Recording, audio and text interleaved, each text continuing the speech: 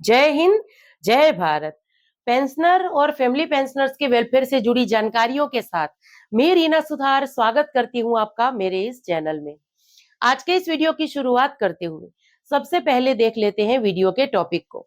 जैसे कि आप बोर्ड पर देख पा रहे हैं, देखिए आज के इस वीडियो में स्पर्श से मार्च महीने की पेंशन का क्या अपडेट है इसके बारे में बात करेंगे। इसी के साथ साथ कल यानी कि 26 मार्च को एक कैबिनेट की मीटिंग हुई। अब इस कैबिनेट की मीटिंग में पेंशनर और फैमिली पेंशनर्स के वेलफेयर से जुड़े कौन कौन से मुद्दों पे फैसले लिए गए इसके बारे में भी आज के इस वीडियो में बात करेंगे। इसी के साथ देखिए डीएससी से रिटायर वेटरन्स जो एमएससीपी को लेकर परेशान है, कुछ जानकारियां इनको लेकर और 8 पे कमीशन की क्या अपडेट है ये भी देखेंगे आज के इस मेरे वीडियो के। और कुछ मामले मेरे सामने ऐसे आए हैं एडिशनल पेंशन से जुड़े हुए, जहां पर एरियर को लेकर वेटरन्स या फैमिली पेंशनर्स परेशान दिख रहे हैं। तो इस टॉपिक को भी आज के इस मेरे वीडियो में मैंने शामिल किया है। तो यही जानकारी है जिसके लिए आज के इस वीडियो में हम आगे बढ़ेंगे। वीडियो में आगे बढ़ने से पहले हमेशा की तरह आप सभी से निवेदन है कि वीडियो में अंत तक बने रहिएगा। मेरे चैनल के द्वारा दी गई जानकारी अगर आप सभी लोगों के लिए यूजफुल रह रही है तो लाइक और शेयर कर दीजिएगा और चैनल से जुड़ने के लिए चैनल को सब्सक्राइब कर दीजिएगा। तो चलिए ज्यादा देर ना करते हुए आज के इस वीडियो की शुरुआत करते हैं। सबसे पहले बात कर लेते हैं स्पर्श से मार्च महीने की पेंशन का जो एडवांस मैसेज आया है उसके बारे में। देखिए अभी भी रोज हमारी बहुत सारे वेटरन्स और फैमिली पेंशनर से बात होती है, जो ये शिकायतें कर रहे हैं या ये कह रहे हैं कि उनको स्पर्श टीम की तरफ से मार्च महीने की पेंशन का एडवांस मैसेज नहीं आया है। लेकिन देखिए यहाँ पर अगर आपने लाइफ सर्टिफिकेट सही तरीके से सबमिट करा दिया है, आपकी next due date life certificate submit कराने की 2025 की है, तो आपको पेंशन क्रेडिट को लेकर चिंता करने की जरूरत नहीं है। हर बार ये देखा गया है कि पेंशन क्रेडिट का मैसेज नहीं आता है, फिर भी सही समय से हमारी जो पेंशन है वो हमारे खातों में क्रेडिट कर दी जाती है।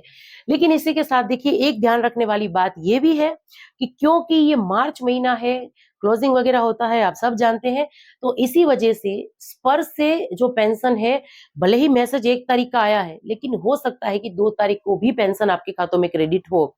इसी के साथ जिनकी पेंशन बैंक से आ रही है, उनकी पेंशन 3 या 4 तारीख तक भी उनके खातों में क्रेडिट हो सकती है। तो ये संभावना भी आप मानकर चलिए और इस चीज को लेकर ज्यादा किसी को भी चिंता करने की जरूरत नहीं है। चलिए इसी के साथ वीडियो में आगे बढ़ते हुए बात करते हैं कैबिनेट मीटिंग की। देखिए 1 जनवरी 2025 से हमारी महंगाई दरों में जो 2% की बढ़ोतरी हुई है, अब उसकी घोषणा जो मानी जा रही थी कि केंद्र सरकार होली से पहले कर देगी। इसके बाद 19 तारीख को एक कैबिनेट की मीटिंग हुई, जहां पर इसको लेकर यानी कि डीएडीआर को लेकर शायद कोई फैसला नहीं लिया गया और यही वजह है कि अभी तक महंगाई भत्तों बढ़े हुए महंगाई भत्तों की घोषणा नहीं हुई है। ऐसे में मुझे 1-2 वेटरन्स के मैसेज आए थे, एक कमेंट भी ऐसा आया था हमें कि 26 मार्च को एक कैबिनेट की मीटिंग हुई है। अब इस मीटिंग में क्या डीएडीआर को लेकर फैसला लिया जाएगा? इसकी कोई अपडेट हो तो शेयर करिएगा। तो बिल्कुल देखिए कल कैबिनेट की जो मीटिंग हुई है उसकी अगर जानकारी की बात करूं तो उस मीटिंग के बाद कोई भी ऐसी प्रेस कॉन्फ्रेंस या कोई भी ऐसी जानकारी निकलकर नहीं आ रही है जहां पर महंगाई भत्तों को लेकर बात हुई है, या हमें यह पता चल रहा है कि पेंशनर या फैमिली पेंशनर्स के वेलफेयर से जुड़े मुद्दों के बारे में कोई डिसीजन लिया गया या बढ़े हुए महंगाई भत्तों की को लेकर डिसीजन लिया गया है या अप्रूव हुआ है। मुझे ऐसा लग रहा है कि अभी हमें और इंतजार करना पड़ेगा। हो सकता है कि 10 अप्रैल से पहले पहले इन बढ़े हुए महंगाई भत्तों की घोषणा हो जाए। इसी के साथ देखिए कहीं पर ये भी आर्टिकल्स हमने पढ़े हैं जहां पर ये कहा जा रहा है कि 2% नहीं बल्कि 3% की बढ़ोतरी होगी हमारे महंगाई भत्तों में। अब ये सारी चीजें आने वाले दिनों में ही क्लियर होगी। बाकी महंगाई भत्तों से जुड़ी हुई कोई अपडेट होगी तो वीडियो के माध्यम से जरूर से शेयर कर दूंगी। चलिए इसी के साथ वीडियो में आगे बढ़ते हुए बात करते हैं एमएससीपी को लेकर। देखिए डीएससी से एक वेटरन्स का मुझे कॉल आया था। उन्होंने ये कहा कि दो कितना 11 साढ़े 11 साल उनकी टीए में सर्विस थी। उसके बाद उन्होंने डीएससी में सर्विस की। टोटल उनकी क्वालिफाइंग सर्विस जो थी या फॉर्मल सर्विस जो थी वो 26-27 साल के आसपास हो रही थी और ऐसे में हालांकि उनको कुछ साल कम करके दिए हैं, इस तरीके का तो मैटर था ही। लेकिन इसी के साथ देखिए एक बड़ा मैटर यहाँ पर ये आया, वो था एमएससीपी को लेकर। वो वेटरन्स 2017 में रिटायर होकर आए थे, फिर भी उनको एमएससीपी का लाभ नहीं मिला था। हालांकि कुछ डिसेबिलिटी का प्रॉब्लम्स था, तो ऐसे केस में इनको एमएससीपी लागू है या नहीं ये दूसरी बात है। लेकिन यहाँ पर देखिए डीएससी से जो रिटायर वेटरन्स हैं उनमें अभी भी उनको एमएससीपी लागू है। जो 2016 के बाद जो रिटायर होके आए हैं वो इस चीज को खास ध्यान दें। 16 साल से ज्यादा की सर्विस है तो हवलदार की एमएससीपी आपको मिलनी चाहिए। इस चीज को लेकर आपको कंप्लेन करने की जरूरत है, क्योंकि बहुत सारे डीएससी से आए रिटायर आए वेटरन्स के मामले हमने सीपी ग्राम के थ्रू कंप्लेन करवाई है उसको लेकर कि उनको एमएससीपी मिलनी चाहिए, और मिली भी है। समय समय पर वीडियो के माध्यम से हम ये जानकारी भी शेयर करते हैं। लेकिन इस तरीके से जहां पर 25 साल से भी ज्यादा सर्विस है तो 24 साल की सर्विस कंप्लीट होने पर नायब सूबेदार की एमएससीपी मिलती है।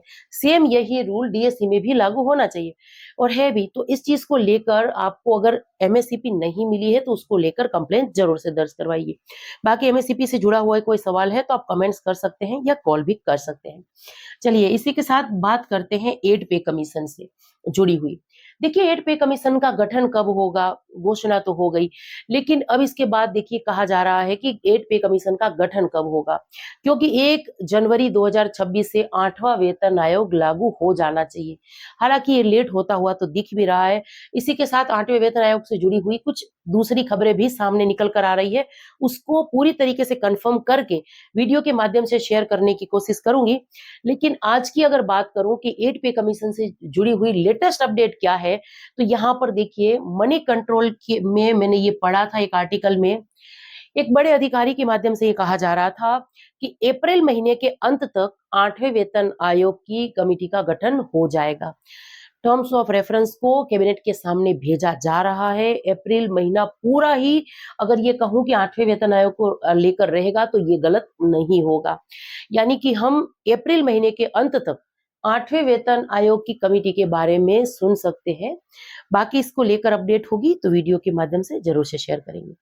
चलिए इसी के साथ बात करते हैं, एडिशनल पेंशन में भी आपका एरियर बनता है। अब ये एरियर कैसे बनता है, देखिए कुछ मामले हमारे सामने ऐसे आए हैं जहां पर फैमिली पेंशनर हो या सर्विस पेंशनर हो, उनका एडिशनल पेंशन उनके 80 साल पूरे होने के बाद ऑटोमेटिकली शुरू नहीं किया गया था। ऐसे में जब उन्होंने कंप्लेन की तो ये एरिया जो पेंशन है वो तो बढ़ोतरी हो गई, उसमें 20% एडिशनल पेंशन तो शुरू हो गया। लेकिन जितना ये पेंशन देना लेट शुरू किया उस समय का तो एरिया उनका बनता था, जो उनके खातों में ऑटोमेटिकली क्रेडिट नहीं किया। अब इसके बाद जब कंप्लेन करवाई सीपी ग्राम के थ्रू, तब ये एडिशनल पेंशन का जो एरियर है उनके खातों में क्रेडिट हुआ। अब यहाँ पर देखिए जानने वाली बात ये है, चाहे हम बात करें डीएससी से रिटायर हमारे वेटरन्स की जो एमएससीपी से जुड़ी हुई जानकारी है उसकी, या एडिशनल पेंशन आपका जितना भी लेट शुरू होगा, 80 साल पूरे होने के बाद आपको एडिशनल पेंशन लागू हो जाना चाहिए। अब ये 1 साल स्पर्श लेट करती है, 2 साल लेट करती है, उतने सालों का आपको एरियर जो है आपके खातों में क्रेडिट करना चाहिए। ऐसे मामले हैं। ये सारी जानकारी पेंशनर और फैमिली पेंशनर्स के वेलफेयर से जुड़ी है, जिनकी जानकारी होना उनको बहुत जरूरी हो जाता है। तभी ये सारे बेनिफिट्स, ये लाभ जो उनके हक है वो उनको मिल पाएंगे। इसीलिए मैं पूरी कोशिश करती हूँ कि जब हम कोई पेंशनर या फैमिली पेंशनर्स का केस सॉल्व करते हैं तो वो जो एक्सपीरियंस है या वो जो जानकारी है वो वीडियो के माध्यम से शेयर करते हैं, ताकि उसका लाभ जो है ज्यादा से ज्यादा पेंशनर और फैमिली पेंशनर्स को मिल सके। अब इस कोशिश में हम कितने कामयाब हो रहे हैं ये तो आप सब लोग कमेंट्स के माध्यम से ही शेयर कर सकते हैं, तो कमेंट्स जरूर से करिएगा। और इसी के साथ आज के इस वीडियो से विदा लेती हूँ। जय हिंद।